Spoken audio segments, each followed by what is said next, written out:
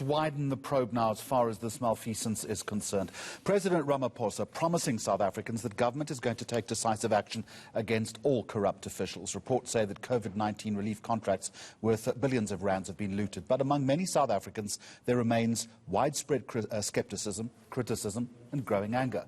Part 3 now of my discussion with Happy Ntshingila, former ad man and commentator, all part of a lunchtime series in which I go in depth with prominent South Africans. Happy good afternoon to you. So first up, there has been a lot of bickering, there's been a lot of argument among ANC members themselves about who is doing business with the government. Again, back to the narrative as we've discussed this past week. None of this helps, does it? Not at all. You see, part of the problem, and this has been unfair to the ANC with all this corruption around COVID, is that there's a very blurred line between the ANC as well as the government, because the ANC has never really tried to separate itself from being the government as well as the ruling party. And some of the municipalities that have been accused of this, surely it can't all be those municipalities belong to the ANC. But now when you see this kind of bickering happening, it doesn't help the narrative, because now we cannot separate. It looks like now there's infighting. So, yeah, Jeremy, it doesn't help. So we now have this 6-person ministerial team, cabinet team, that has been appointed to look at these allegations of corruption, headed by the Justice Minister. But does that not raise questions, one, about government investigating itself, and two, where this leaves the law enforcement authorities? Yeah, clearly the optics are not good as far as that is concerned. Look, the president is doing everything to make sure that this thing goes away and the government is seen to be doing something. But of course, as you say, there are law enforcement agencies out there. So what are they doing if you have to go and get ministers to become part of another committee, to become part of another arm that's going to investigate this matter? So the optics are not good from that point of view, from the law enforcement point of view.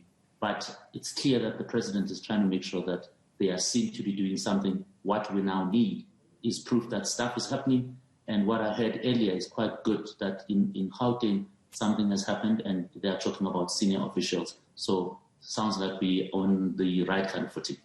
And also the Premier saying a little earlier that himself and 9 others are going to be subjected to the so-called lifestyle audit.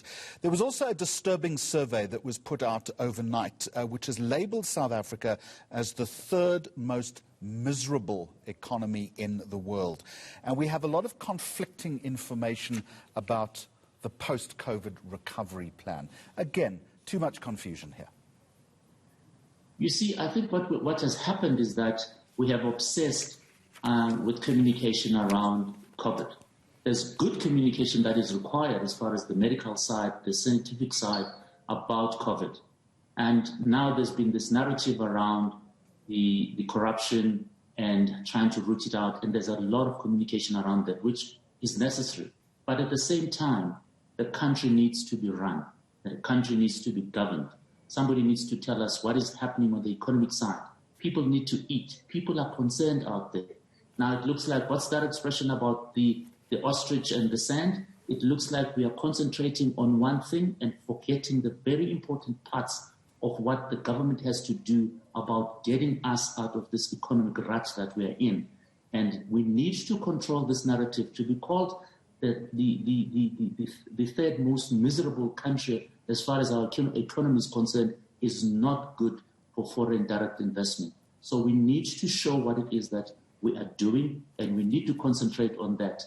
The whole is more than the sum of its parts. Yes, COVID is with us, but at the same time, we need to run the country, and we need to tell the country what it is we're doing to fix the economy. But that's part of the problem, Happy Ntshingila, is that it doesn't seem as if we know what we're doing. Well, I'm not qualified to say that we doesn't seem to suggest that we know what we're doing. What I'm saying is, if indeed something is happening around out there, and I'm sure those people tasked with making sure that the country is run are doing something, but they need to tell us what it is that they're doing. I'll give you an example about what I suspect is happening with tenders. The country needs to go ahead and carry on. Life must go on. There must be tenders that needs to be issued out there and awarded to people who are deserving. But I'm sure everybody's scared to issue those tenders, which means that delivery is affected. But life must go on, because life is supposed to be, from the get-go, honest. And if there are people who are not honest, get them out of there and get the good people in so we can run the country and communicate. You're absolutely right. You cannot run an organization, I guess, that for that matter, a country, in a climate of fear. And if there's no information that's imparted, it is always, that vacuum is always filled by falsehood and speculation. Happy Ntshingila, thank you very much.